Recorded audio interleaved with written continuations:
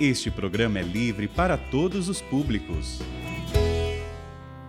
O Senhor esteja convosco. Ele está no meio de nós. Proclamação do Evangelho de Jesus Cristo segundo Mateus. Glória a vós, Senhor. Naquele tempo, enquanto Jesus subia para Jerusalém, ele tomou os 12 discípulos à parte e durante a caminhada disse-lhes: Eis que estamos subindo para Jerusalém, e o Filho do Homem será entregue aos sumos sacerdotes e aos mestres da lei. Eles o condenarão à morte e o entregarão aos pagãos para zombarem dele, para flagelá-lo e crucificá-lo. Mas, no terceiro dia, ele ressuscitará. A mãe dos filhos de Zebedeu aproximou-se de Jesus com seus filhos, ajoelhou-se com a intenção de fazer um pedido. Jesus perguntou: Que queres? Ela respondeu: Manda que estes meus 2 filhos se sentem no teu reino, um à tua direita e outro à tua esquerda. Jesus então respondeu-lhes: Não sabeis o que estás pedindo? Por acaso podeis beber o cálice que eu vou beber? Eles responderam: Podemos. Então Jesus lhe disse: De fato, vós bebereis do meu cálice, mas não depende de mim conceder o lugar à minha direita ou à minha esquerda. Meu Pai é quem dará esses lugares àqueles para os quais ele os preparou. Quando os outros 10 discípulos ouviram isso, ficaram irritados contra os 2 irmãos. Jesus, porém, chamou-os e disse: Vós sabeis que os chefes das nações têm poder sobre elas e os grandes as oprimem. Entre vós não deverá ser assim. Quem quiser tornar-se grande, torne-se vosso servidor. Quem quiser ser o primeiro, seja vosso servo. Pois o Filho do Homem não veio para ser servido, mas para servir e dar a sua vida como resgate em favor de muitos. Palavra da salvação. Glória a vós, Senhor. Caríssimos irmãos e irmãs em Cristo Jesus, nós estamos no nosso caminho quaresmal, nessa nossa empreitada de consertar o nosso coração, a nossa vida, para que possamos de verdade experimentarmos a Páscoa de nosso Senhor. Eu gostaria que você também desejasse do fundo do seu coração chegarmos lá na Páscoa e apresentarmos os frutos quaresmais corrigidos, ou seja, a alma que se corrige para que possa produzir frutos e frutos em abundância. Veja, queridos irmãos, meditando hoje sobre o Evangelho de São Mateus 20, 17 a 28, nós nos deparamos com a oração autêntica, a oração que precisa brotar do coração do Padre, brotar do seu coração. Existem, de verdade, vários tipos de orações que podemos fazer, mas hoje o Evangelho nos traz uma dica para que a gente não se perca nas nossas orações, para que a gente reze direito, para que eu aprenda de uma vez por todas e você aprenda a rezar direito. Nós estamos no terceiro anúncio da paixão. Jesus decide-se ir a Jerusalém para ser entregue ao sumo sacerdote. E nesse terceiro anúncio da paixão, Jesus deixa para os seus amigos claro que ele vai morrer, que ele será entregue aos sumos sacerdotes, que eles o matarão, como nós sabemos. Um anúncio que Jesus está preparando o coração dos seus discípulos. Os discípulos que, como diz o texto no início do Evangelho, o Senhor chamou os seus, anunciou-lhes a paixão que iria sofrer. Mas, ao que nos parece, não entenderam alguns ainda muito bem. Como eu ainda não entendi, sou lento, devagar às vezes para entender as coisas de Deus. Talvez você seja um pouquinho também, ou menos ou mais, mas somos lentos para entender o que Deus deseja de nós, o que Deus está chamando a cada um de nós de modo bem pessoal ao exercício da fé. Veja, o texto do Evangelho nos fala que após Jesus anunciar a sua paixão, a mãe dos filhos de Zebedeu aproximou-se de Jesus com os seus filhos, os seus discípulos, e perguntou a Jesus, pediu a Jesus, manda que esses meus 2 filhos se sentem no teu reino, um à tua direita e outro à tua esquerda. Veja, irmãos, que tipo de pedido, que tipo de expressão parece que de uma pessoa desequilibrada, de uma pessoa que não tem tanto conhecimento do que seja este pedido, um pedido que foge toda a realidade da cruz, um pedido que foge toda a realidade da oração autêntica. Ela não disse da boca para fora de qualquer jeito, diz o texto, ela se ajoelhou, ou seja, alguém que teve a hombridade de se ajoelhar e fazer uma prece. Foi a sua prece, a prece desta mulher, a prece minha e sua, que fazemos muitas vezes, foi capaz de pedir esta realidade para os seus filhos. E veja que Jesus agora começa a explicar para esta mulher que tipo de oração que ela deve fazer e que tipo de oração que os filhos devem aprender, que aqueles que estão ali devem aprender a fazer. E aí eu preciso me perguntar, que tipo de oração eu tenho feito? Que tipo de oração você tem feito? Veja, a minha oração, a sua oração, é uma oração cega. Qual é a oração cega segundo a patrística? Segundo os santos padres da igreja, a oração cega, ela está sempre voltada para si mesma, para a sua vontade. E nosso Senhor nos ensinou um tipo de oração que não é uma oração cega, mas uma oração que me liberta da cegueira, uma oração que me coloca em andamento. Se eu não enxergava, eu passo a enxergar, que é a oração do Senhor quando Ele diz, seja feita a sua vontade, assim na terra como no céu.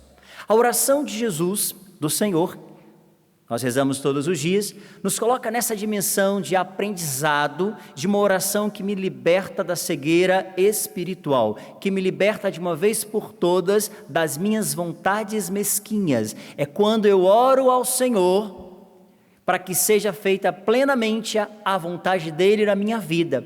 Ou seja, eu que estou aqui, você que está aqui, estamos com os nossos pés aqui na terra. Nós que estamos com os nossos pés agora fixados na terra, olhamos para o alto, de onde vem nosso socorro, e de lá e para lá nós direcionamos a nossa oração, para que seja feita a vontade do Senhor, para que se realize a plena vontade do Senhor, e que as minhas vontades, miseráveis vontades, possam cair por terra, e dar lugar à vontade plena de Deus. Irmãos, esse é um caminho de humildade, esse é um caminho de alguém que entendeu que para tocar no coração de Deus precisa ser humilde. Para que eu toque no coração de Deus, para que você toque na vontade de Deus, você precisa ser humilde. Veja, o céu se rasga quando nós oramos, quando nós pedimos ao Senhor. Quando o céu se rasga em direção à sua vida? Quando você faz a experiência que a sua oração seja uma oração humilde. As orações mais humildes, os corações mais humildes, tocam no coração de Deus.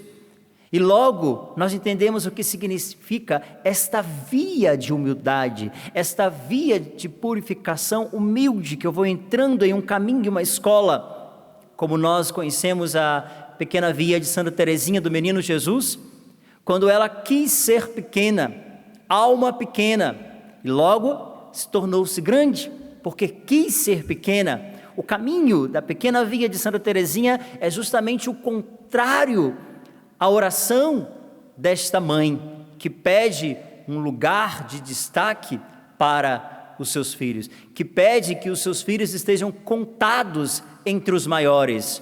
Não, convém que ele cresça e eu diminua, e convém que ele cresça e nós possamos diminuir. Esta é a oração também de João Batista, porque senão nós caímos em ciladas do demônio, de grandezas, de querermos de verdade os melhores lugares, de querermos de verdade sermos aplaudidos ali onde eu trabalho, onde você exerce o seu pastoreio dentro da sua paróquia, onde você ali costuma de verdade exercer o serviço do Senhor.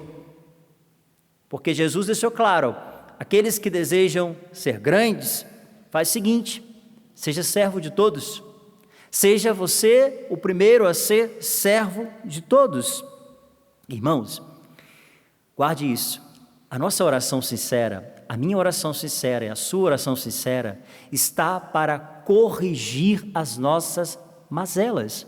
Se a sua oração, preste atenção nisso, se a sua oração não estiver corrigindo as suas mazelas da sua alma, e não vem com essa história que você não tem pecado, que você não tem mazelas, que você é muito santinho, que você é muito puro, o puro dos puros. Não, irmãos, trazemos eu e você mazelas na nossa alma, e a oração sincera vai corrigindo, como diz a palavra de hoje, o nosso coração. Veja, a palavra é clara, o reino dos céus é espiritual, é serviço. Espiritual, serviço e martírio. Espiritual, porque nós caminhamos em uma vida junto com Deus e não com o mundo. Nós vivemos em um mundo, mas porém não somos dele. Vivemos em uma vida espiritual com o Senhor, e precisa ser assim, a minha vida e a vida do Senhor, uma só. Por isso é um caminho espiritual, um caminho de serviço, porque eu já entendi, tenho certeza que você, que é cristão de verdade, já entendeu que o seu caminho é este, um caminho que passa a servir as pessoas, sabe? Não um caminho egoísta, não um caminho soberbo, mas um caminho que passa a servir as pessoas. Lembra, senhores, quando Jesus foi à casa de Pedro, curou a sua sogra, diz o texto que imediatamente aquela mulher pôs-se a servir, foi curada para servir. Quantos de nós não recebemos inúmeras graças de Deus? E o que estou fazendo? O que estou colocando para devolver em amor aquilo que Deus me faz? Por isso, veja, se pensas que ao trabalhar por Cristo, os cargos são algo mais do que as cargas, quantos amargas te esperam, diz São José Maria Escrivá. Se você pensa que os seus cargos que você exercita aqui na terra são maiores que os seus fardos, são maiores do que de verdade a sua cruz, você terá e colherá amargas frutas lá à frente, porque você ainda não aprendeu o que significa de verdade beber do cálice de Cristo. Por acaso podereis beber do mesmo cálice que eu vou beber? Diz o Senhor no Evangelho. Sim, Senhor, sim, poderemos. Muito bem, parabéns, vocês entenderam. Mas estejam preparados para a vida do martírio. Estejam preparados, porque o Mestre vai dar o passo. Vocês precisarão dar o segundo. Ele vai mostrar um caminho de cruz, ele vai mostrar um caminho de salvação a partir da via cruz. Então se preparem. Você sabe, não é?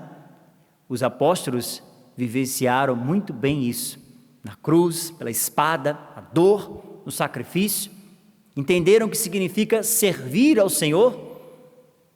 Pedro chega a dizer, olha, que a nossa pregação, que a nossa autoridade sobre as pessoas não seja uma autoridade por torpe ganância, por um autoritarismo que leve a pessoa a se sentir longe, mas que a gente traga as pessoas, sejamos servos, diz ele, e vamos trazendo as pessoas para uma libertação que o Senhor deseja fazer no coração delas.